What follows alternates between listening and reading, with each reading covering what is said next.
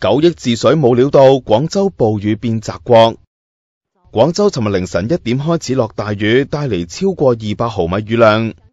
市中心轉眼間變成澤國，部分房屋被浸，多架汽車真係見到車頂。到天光積水仲未退，工人要打開渠口去水。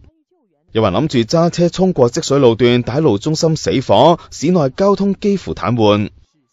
返工難，返學一樣難，有中學校門浸咗，學生唯有爬牆入學校。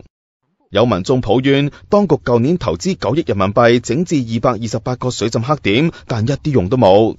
有網民仲話，不如將廣州變威尼斯水城，加添亞運特色。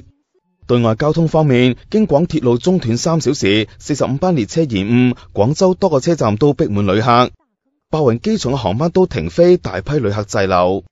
粵北前日都落暴雨，韶關同清遠等地至少12死，80幾萬人受災。而湖南同江西嘅暴雨總共造成12人死亡。